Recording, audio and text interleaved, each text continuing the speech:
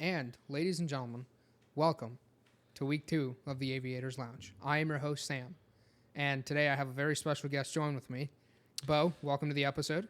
What's up? Obviously, already said my name. Kind of thought I was supposed to do that part. But anyways, this is actually only the second time I'm hanging out with Sam in person. Met him once for a grill out over at my place. Other than that, we just play video games when we ain't flying. That sounds about right. That sounds about complain. Right. But anyways, I'm a private pilot with a instrument rating. Currently towards the end of my commercial. As of right now, I'll probably have that in May. Here's hoping, barring, any of this wonderful East Coast weather we've been having. Let me tell you something. The East Coast weather right now has been atrocious, man. I don't remember a day where it hasn't been gusting less than 25, may I add. Oh, yeah. Quite literally yesterday, had a wind check while I was doing some pattern work with my instructor. Good old 22, gusting like 29. Absolutely wonderful weather. I'm sure, as y'all know, Rich, who was on last week's episode. Yeah, he was also up in that. However, him being a student pilot, I don't think he was the one landing the plane, or I hope not. What happened with me and my instructor was, I did one landing. Yeah. And then he wanted to try. Yeah. And then, because, he hadn't flown in that type of weather in a little bit. Oh, of course. So then he landed. And then as we were on our climb, got gusted into a 20-degree bank. And then from that point, we were just like, okay, I think we're done for today. Yeah, that was great. Hey, great decision. 0.5 is okay with me. There you go. Honestly. Gets my instructor paid a little bit. And then you get your 0.5 hours of flight time. What more can you ask for? Yeah, 0.5 a dual. Man, I haven't had a maneuvers flight with my instructor. Yeah. Since December. Jeez. That's December. If y'all want to know how bad this East Coast weather is, that's how bad it is. Yeah. No, you're not wrong. It's not just plane availability. It's the weather, specifically on Tuesdays and Thursdays and Saturdays whenever I am scheduled to fly. Yeah. No, I mean, you're not wrong. Yesterday, let me tell you how my chain of events went yesterday. Right, we go up, we do I text my instructor, I'm like, hey, we going flying today? He goes, why not? I'm like, okay, sure. If you say so. Go up, do our run up. Tower tells us, all right, holding short of the runway, using 2.8. He goes, when 190 at 9, dusting 17, clear for takeoff. We go. On the upwind, not even 30 seconds into the flight, the plane on final, the wind check was reported.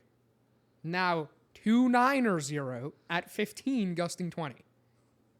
The winds decided to shift 100 degrees in 20 seconds. Yeah, you want to know the messed up part about all of that? I was grilling burgers in the back at about 5 o'clock. I was like, man, it's not that windy out here anymore. Yeah. Did your burgers fall off the grill? Keep in mind, runway for Echo Charlie Golf is 10-028. Yeah. Wind's 2.8 at 5. Yeah. 3 hours later.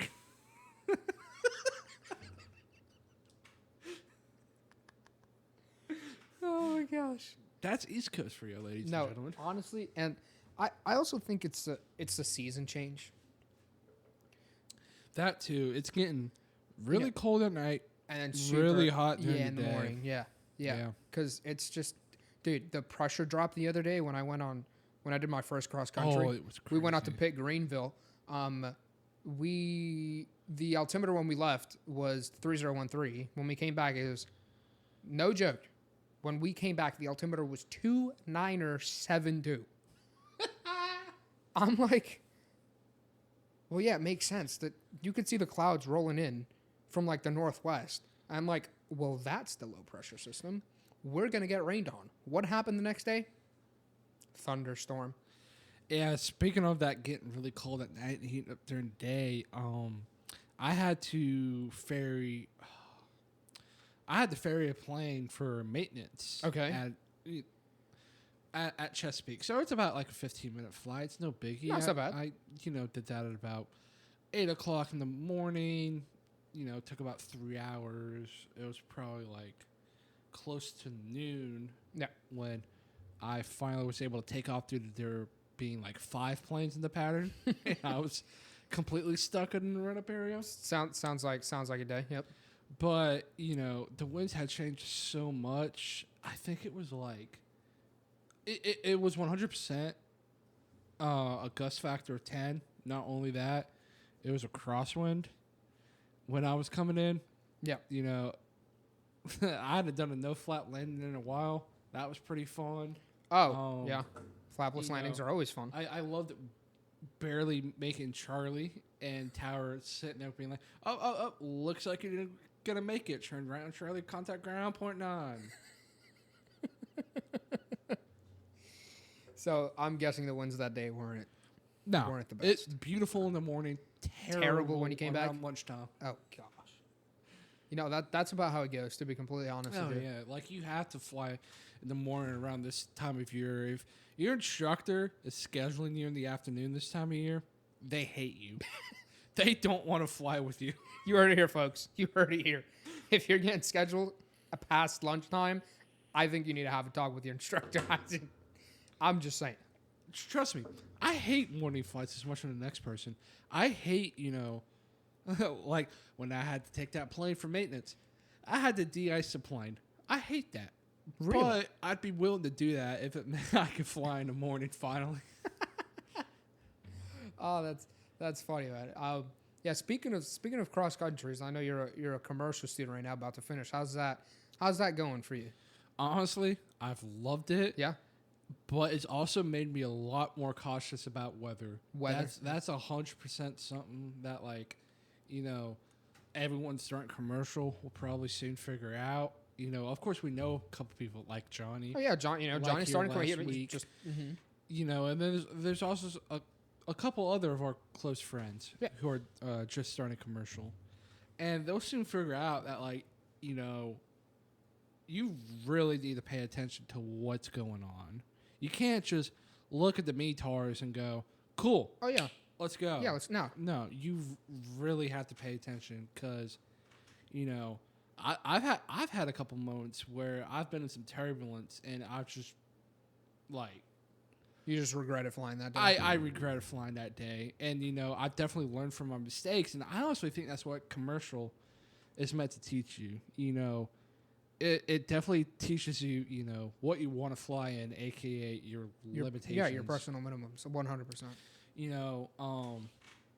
Just because you can go and file IFR doesn't mean you should. 100%. I completely agree with that. Yeah, but other than that, I've had a really great time through a commercial. I've kind of figured out my spots around here in the area that I really like to go to, practice my favorite lazy eights. Any maneuver that has an 8 in it, absolutely love it. Yeah. Nah, that's completely sarcastic. They are the maneuvers I personally struggle with the most. Lazy eights. Lazy eights and eights on pylons. Yeah. I don't know why. I just have the most trouble with those. But the lazy eights, it's all one continuous motion, right? Let's say you're starting to head on south. Yeah.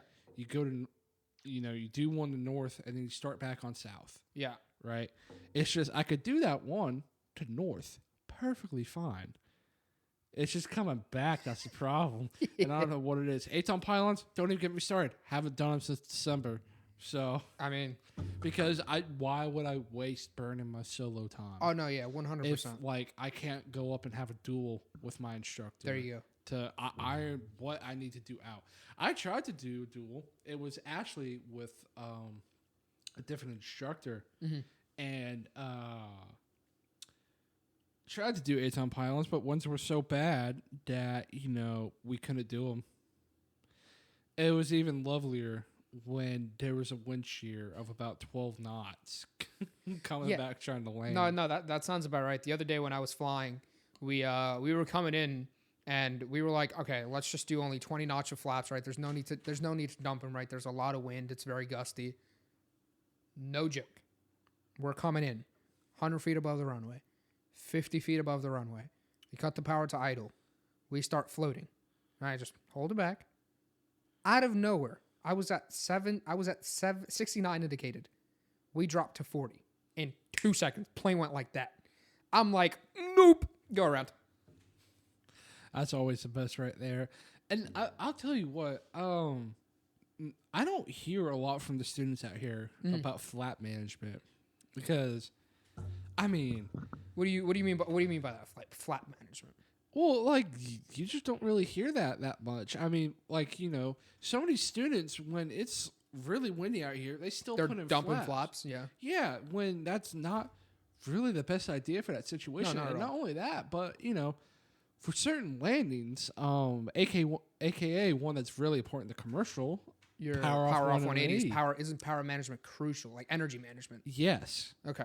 People are just so hesitant to dump those flaps. Mm-hmm. Meanwhile, you just myself, I dump flaps and ground effect if I'm too short. Really? Yeah, because when you're dumping those flaps and ground effect. Yeah, they give you. What is that first?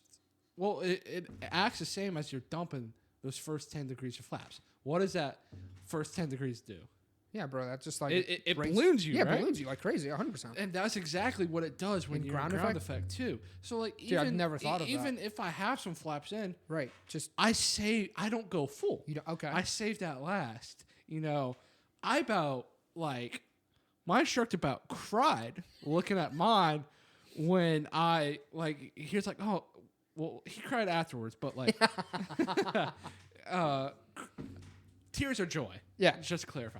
But it 100% looked like I was gonna be short. Yeah, 100%. And he was like, "Oh, dude, you're gonna land short." And I said, "Wait a second." Got in ground effect, and then just boop, hit that last notch. Did a little float, and then right on the 1,000-footers. Oh, on the money. Yeah, he was bragging to me to other flight instructors in the FBO after that happened. I tell you what, there's no better high than that. When your instructor is bragging about you. Oh, 100%. Instructors. I honestly think that's like that feeling of I can impress someone that has 10 times more experience than I do. No. Keep in mind, this doesn't mean to be cocky. Don't be cocky. Oh no, that's no. Biggest thing in aviation, dude, keep your ego in check. Right, your ego will kill you. Oh well, I wish we could tell those to a couple students. Dude, your ego. I wish Johnny was here right now because him and I actually just had a really extensive talk about this the other day. About some people, some pilots, they need a reality check. Is it going to come from another pilot? Or is it going to come from when they're already in the cockpit by themselves? Who knows? But, everyone has those humbling moments. No, 100%. I genuinely think I'm a firm believer in keeping your ego in check, especially in such a humbling field like aviation. Because, I'm going through my struggles right now. And I always strive for perfection, no matter what I do. And I've never had an ego. I've never gone, oh, dude, yeah, I'm the best at this. I can do this. Oh, you all suck. I do it better. Nah, dude, because it's like, who knows? The next time you go up, you'll just botch every single maneuver, every single landing. You'll forget to do simple things that it's such a, it's such a like rewarding, but also like it can kill you. Yeah, and striving for perfection itself is not a bad thing because a lot of us we don't want to go to our check ride and pass off sheer luck. Yeah. We want to pass because we actually know what we're doing. We want to belong. And, striving for perfection is not a terrible thing. It's just how you go about it. Correct. I've definitely met some people that think they're God's greatest gift. Like God put them on this earth to be a pilot. And I don't really think that's the case. anyone can mess up. We've seen it. Unfortunately, we've seen it a lot in aviation this past Especially year. this year, 100%. Yeah. Even though, keep in mind, the incident rate is actually lower. It's just the death toll is unfortunately. Yeah, that's higher, all it is. And especially, now that these big events have happened, like we talked in the previous episode, now all of a sudden we hear about every little thing that happens. But Oh yeah, I mean, and some people, deserve to speak on these topics. of course, I definitely think, even I'm hesitant to speak about them, right, because realistically, the only people who should be speaking about it is the NTSB. I don't know where all these armchair pilots are coming from. Yeah. Like, cool, you have 1,000 hours of Microsoft Flight Simulator. Congratulations, pal. Congratulations, dude. Even I'm hesitant to keep my mouth shut. Of course. And it's the same thing with a lot of other pilots. But, some people have bigger voices than others. And, I literally just, oh my gosh. There was this one post on Twitter. It was about the unfortunate accident at where was it? Reagan with PSA Reagan, and the Blackhawk. DCA, And she was saying like the Blackhawk didn't have their GPS on. What? So Okay. the PSA flight didn't know where it was, and I was like, That's okay, you meant transponder, right?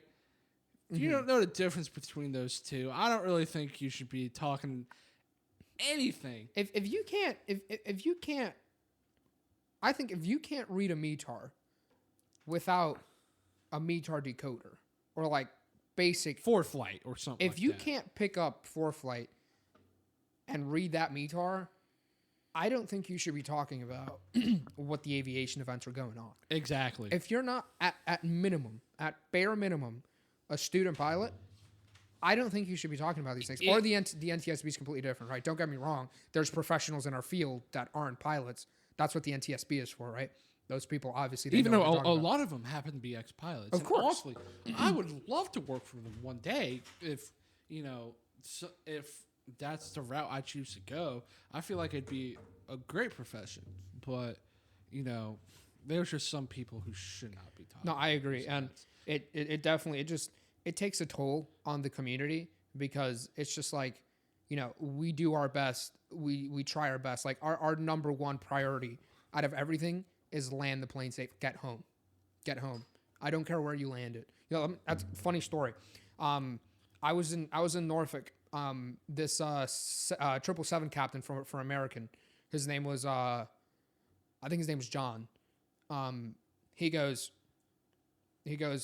I was having a great I always try to speak to pilots when I'm at the airports because they give the best advice and everything. He goes, dude.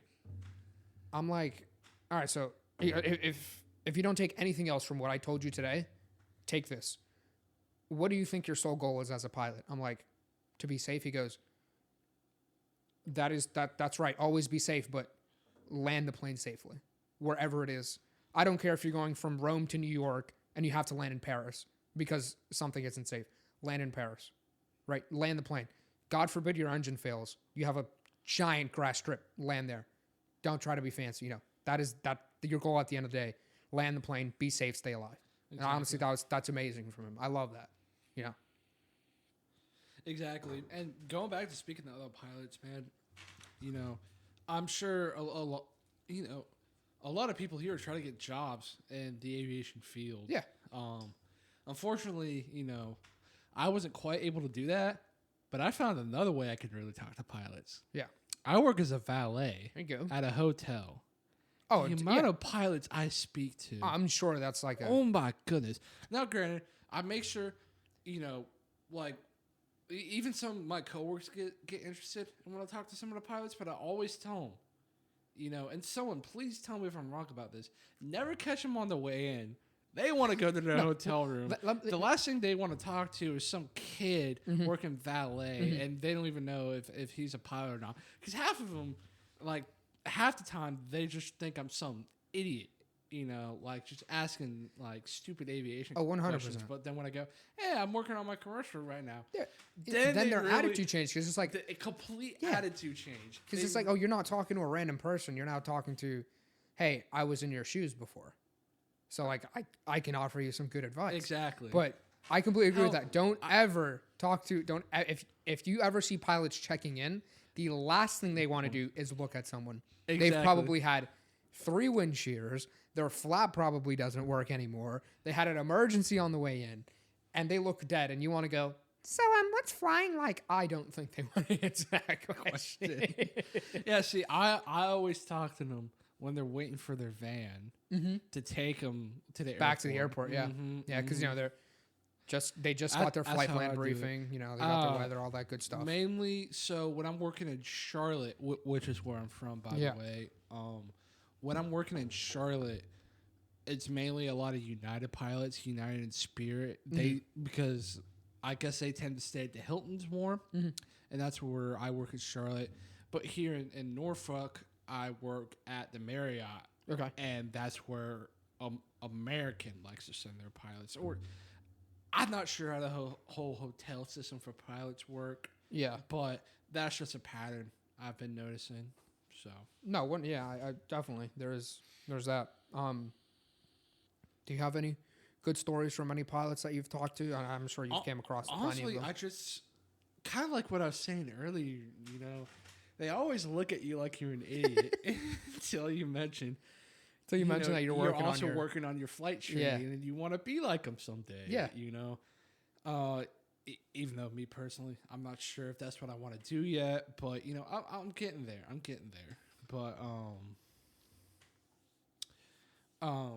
sorry. No, you're good. Lost my train of thought. But you know, this one time I was actually studying. I kid you not. I had my far aim.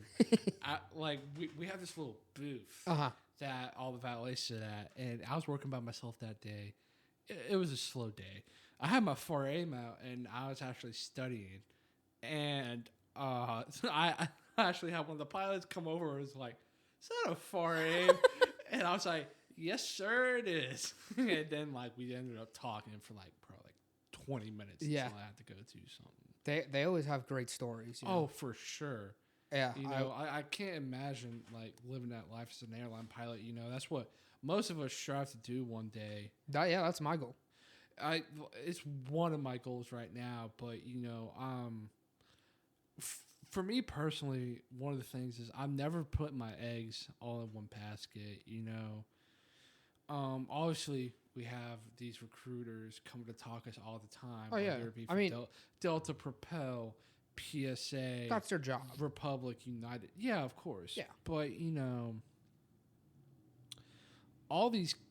everyone here thinks it's a guaranteed end. Meanwhile, I'm hesitant to submit my stuff because the things in my life have never come to me easy. I've definitely had to work for where I am, you know. I'm not going to sit here and lie. I struggled during instrument. That was not a fun time for me. Ended up actually failing that check ride, unfortunately, and ended up passing it. Second time around, you know, it and having that failure has definitely made me hesitant to, you know, submit some of these applications to these cadet programs, like for example, Republic, you know.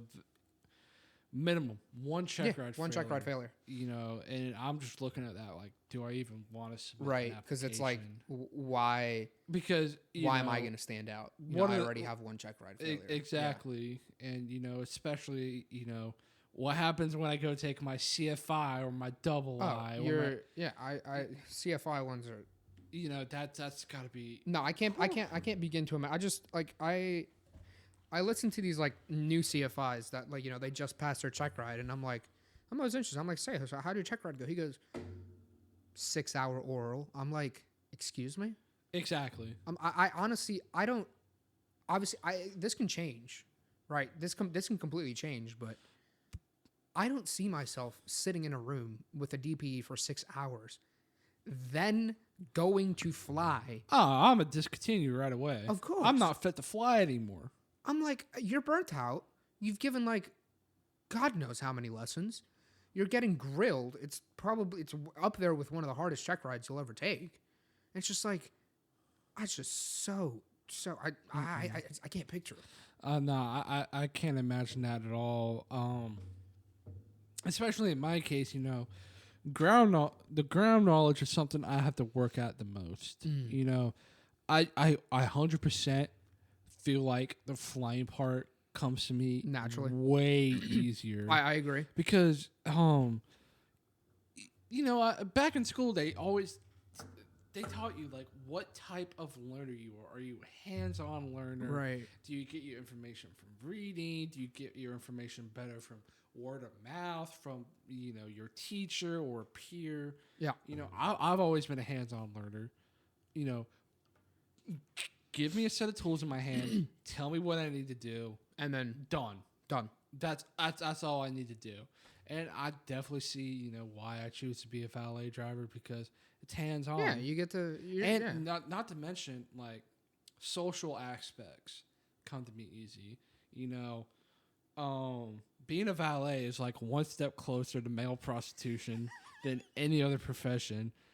It's right up there. I mean, you really have to sell yourself for that job.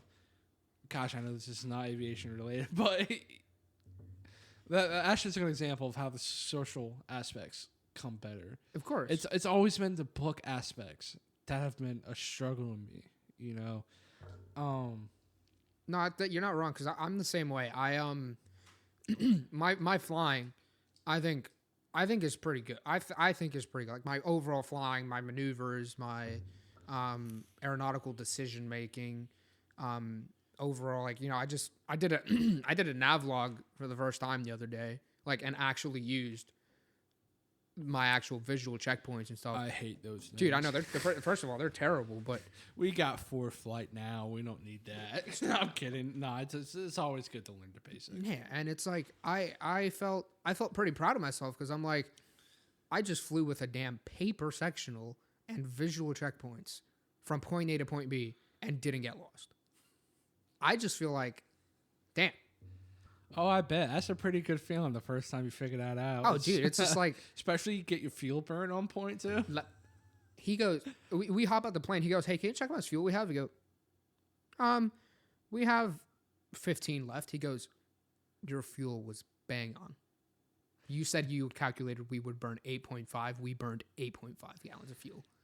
It's crazy, too, because you use the paper E6B, right? Yeah, because this is my first time. He goes, once we landed, he goes...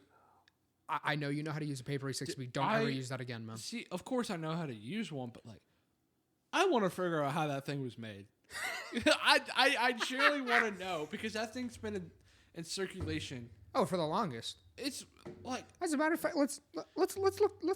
I'm pretty sure that they were using that when D-Day happened. Wow, E6B made.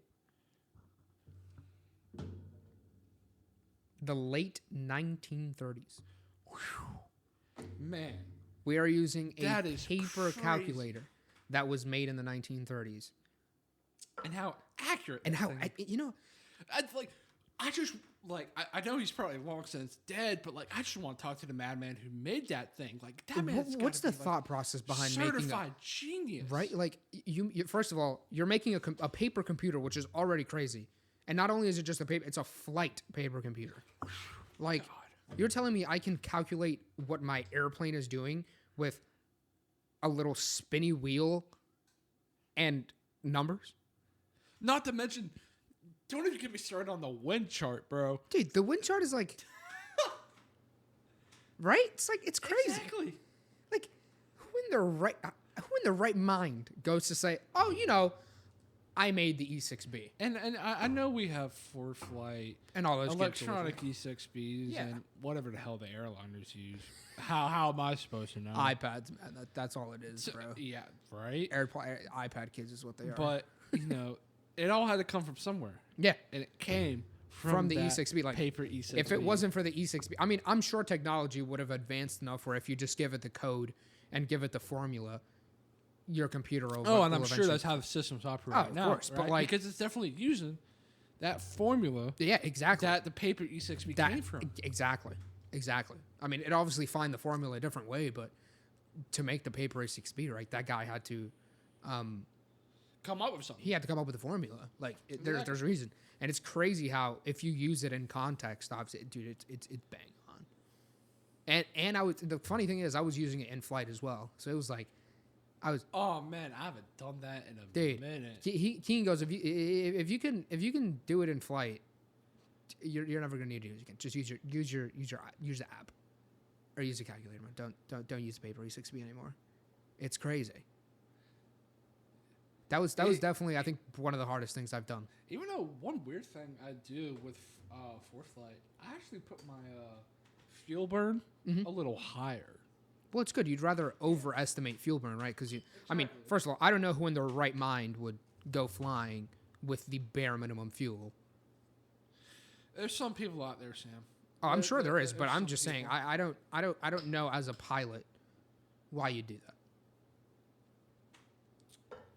Some people just want to get home. That's the only thing I can think of. Even then, just put those extra 4 or 5 gallons of fuel in. You know, save yourself a hassle. Maybe you forgot to lean the mixture out at altitude, and boom, exactly, you've burned way more than you've calculated, and you're still pretty far from your descent airport. Now it just made everything longer. You know, now you really have to stop for fuel, and you just made your trip 10 times longer. Exactly. So, yeah, genuinely, fuel burn and all that fuel economy and all that good stuff. It definitely is a crucial part of aviation, at least. And you're about to be a commercial pilot. Hopefully, pass that check ride. What do you how do you go about that? Like how do I go about that specifically? Like how I kind of already said. Like on ForeFlight, you know, I overcalculate, right? Because the last thing you want to do is like be too finite, and next thing you know, you've already burnt too much. You know, because one thing I really like to say, I know this is kind of straight off the topic from fuel, but weather in particular, that's obviously going to affect your fuel burn. Of course it is. You try to pick a fight with Mother Nature, you're going to lose that battle. You are 10 out of 10 You're losing it all the time.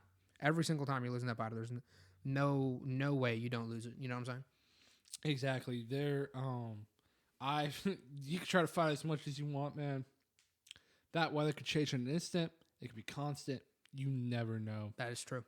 No, when we were coming back from Pitt Greenville, we on the way there we only flew at 3,000 because the headwind was terrible to hire.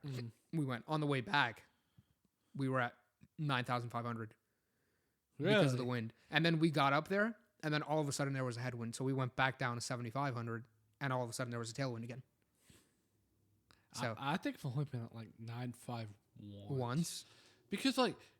Usually, I mean, yeah, there's no real reason for you to especially go up that when we're at a 172. Exactly. There's no reason for us to be up there. And you know, you're already, you know, the more time you can spend in a cruise fuel burn configuration is just more much specifically better less time in a climb. That's what I'm saying. Yeah, less time in a climb configuration, the better. Exactly. Because you know, in the climb, you're going full power, full mixture, climbing out at 74. So and you want to get to that. You know what I'm saying? So it's like definitely. Exactly. So so tell me a little bit about how the rest of commercial is like besides the maneuvers, like, you know, in different I'm sure you've gone to plenty of airports, right? Well, obviously, as you know, we obviously got to focus on that solo cross country time building. Yep. You know, at first, don't get me wrong, it is a blast. Like I did this, my favorite flight so far has been. I just went down to Wilmington. Told a friend to meet me at the FBO who I haven't seen in like a year. Yeah. And I got to see him, which was great. Oh, that's fantastic. And on my solo long, you know, I flew back to Charlotte. I got to see my parents because did you fly into, sorry to cut you, did you fly into Concord or did you fly into Hickory? I flew into Concord, but yeah. I flew to Hickory first because obviously the syllabus for that flight dictates 250 nautical miles or more minimum, so I had to fly to Hickory first. Hickory, touch and go, Concord. Got to see my parents. Which that's dope. Yeah, man, that's amazing. You know, obviously everyone has their favorite airports. I have mine. What's yours? Albert J. Ellis. But I love the controllers there. Yeah, keep in mind, I'm surprised that airport's even controlled, but they actually do flights out of there.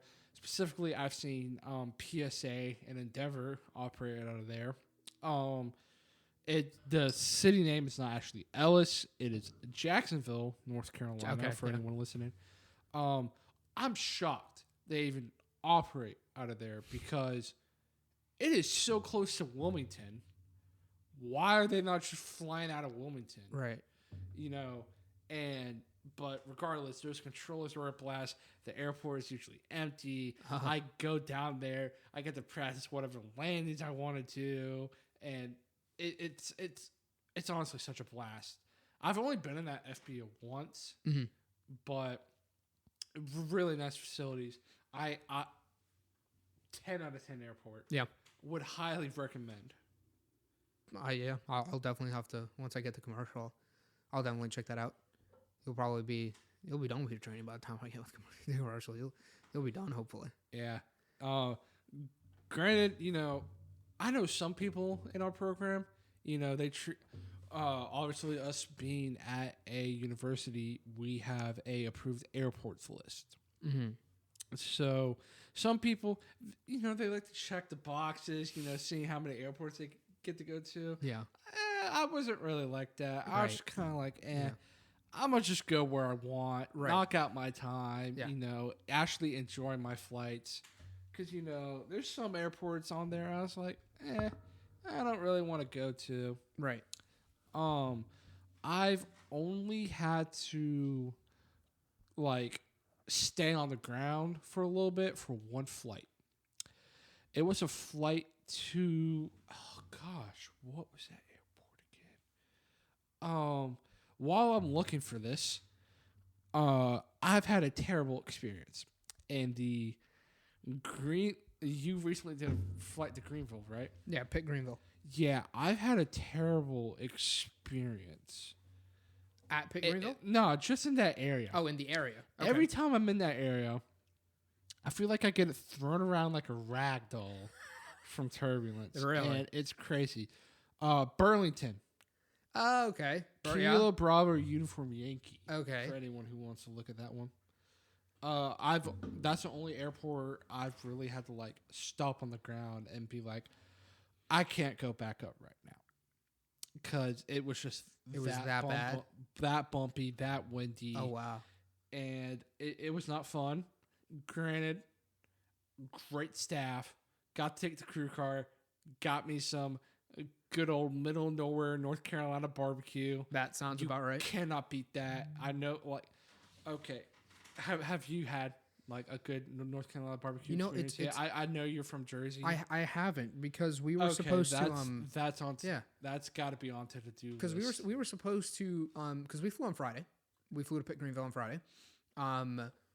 And we were gonna go out to lunch, but since it wasn't a weekend and the school's SOP and the SSP, they're like, if it's not the weekend, it's like, and someone had the plane right after us, which made no sense because by the time we came back, it was 19 gusting 30. There's no one had the plane behind us, but I'd rather keep everyone happy at the FBO. That is one thing I don't like. I feel like,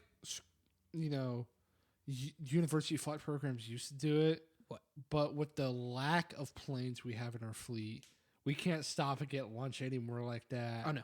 It sucks, but unfortunately, the second you get back, the other pilot, he's already coming out to the airplane. You just hand him the keys and boom, exactly, they're gone. So you have no time. You cannot waste any time in your block. You have no downtime at all. Yeah, I agree. Unless you make it like that, unless you somehow Mother Nature helps you. I would love to go out to lunch with my instructor. That'd be great. If I ever do end up instructing, that's something I would love to do with my student. Yeah, I feel like that's a fun little. Hey, we're going to put you up to a challenge, right? It's your first cross country, but here's to show it can also be fun. You know what I'm saying? It's like, But anyways, I was on that. I was probably on the ground for about 2 hours before I kind of, in Burlington, right? Yeah. Okay. Before I was finally able to get off, head back. Even then, it was still kind of turbulent. It wasn't enough to make me not want to fly, but it was still something. Ended up going back just fine, but You know, it's one of those flights. Looking back, you know, wish I had definitely not gone on. And speaking of, like how I said earlier, you know, just because it's IFR doesn't mean you should file. Yeah. That flight was an IFR flight. Okay. And thankfully, I don't know what I would have done if I wasn't able to do this. But it was really turbulent in the clouds, and thankfully I was able to descend below the clouds. Oh, good.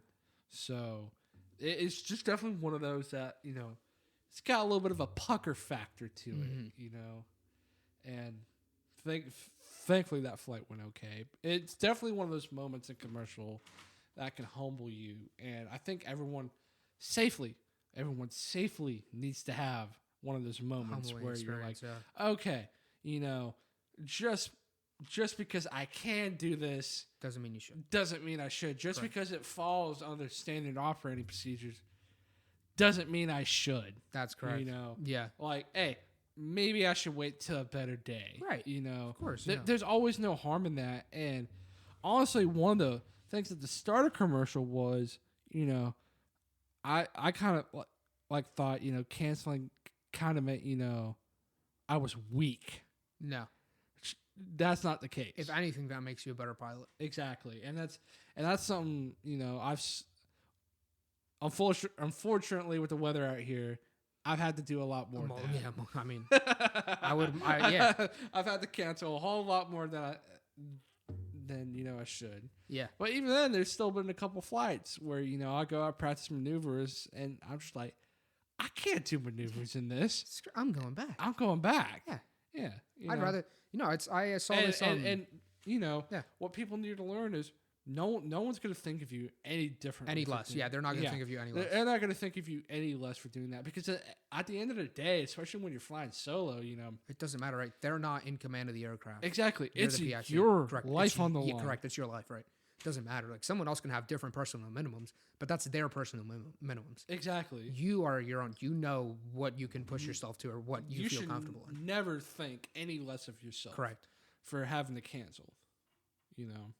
I agree. And I know there's those Part 61 cowboys. Part 61 cowboys. Who will go out in anything. But at the end of the day, I'd rather be safe. I'd rather not, you know, I'd rather not be praying to God in the middle of the flight to get me back on the ground safely. Yeah, I'd you know, I saw this two quotes that I saw. One in the movie Sully from that what's his face? Tom Hanks was in. Great movie, by the way. I've actually never seen that. You need to watch that. You need to watch. It's a great movie. Whenever you get the chance. No, what if I told you I didn't watch? I think you told us this. You said you've never watched Top Gun or something like that. I didn't watch Top Gun until I was instrument rated. That's fine. I mean, as long as you watched it, I don't care when you watched it. But you definitely need to watch Sully. And back what I was saying, when he the day after, obviously they directed this, but the scene was the day after the crash, and he went out to eat at like some, I think, Chinese buffet. And you know how they give fortune cookies at the end? When he opened the fortune cookie, it read, "A delay is better than a disaster." You know what I'm saying? So That's it's like crazy. that. And you know, it unfolded to they figured out why it happened. Blah blah blah. Did that actually happen, or was that just Hollywood working? Oh, that's just Hollywood working. I don't even know if that actually happened. But that's just Hollywood working. Yeah. And then another one was not from the movie, just how I've seen in like the aviation community is, I'd rather be on the ground wishing I was in the sky than on the sky wishing I was on the ground. Oh yeah. And I'll tell you right now, like, honestly, anyone listening could take my word at face value, because at the end of the day, I am just a private pilot with an instrument rating. I know some people, like, you know, who's this guy? Who's this guy talking about all this advice and all that? But, you know, everyone has their experiences, right? And I've definitely had one or two moments where, quite literally, like I said, praying to God, like, I wish I was on the ground. On the ground right now, yeah. You know, why the hell did I go up? It humbles you. Yeah. I know I've said that so many times, but it humbles you, because, like what we were talking about earlier, there's a couple people here with an ego, and I think they need to get humbled real quick before something bad happens. Something bad happens. And you know, it's not It's not that, we're being terrible people. It's just that. I don't think any less of them. Exactly. It's just like I'm listening to some of their conversations. It's just like I don't want to read about you on the news. Exactly. Like, I don't want you to be that 1% where we unfortunately have to read about you in the news. I don't want that. I don't want to have to read an NTSB report. Exactly. That's a big thing that people say. Like, if you think you're going to do something safe, you're not. If your friend ever, if one of your pilot mentors, anyone says, I don't want to read an NTSB report about you, you need to get, there's something wrong. You need to figure it out. Exactly. And you need to figure it out sooner rather than later, because you do not want to become an NTSB report in aviation. That's the last thing you want to do. I agree, because it's just it's bad sometimes. It's terrible. I don't know what would happen if, like, not saying this isn't, may this never happen, but if one of my close friends got into like an aviation accident, Exactly. like, dude, it'd be scarred for life. The next time you go up in, I wouldn't want to fly for a little bit. Exactly. I don't think I'd want to fly for like a month.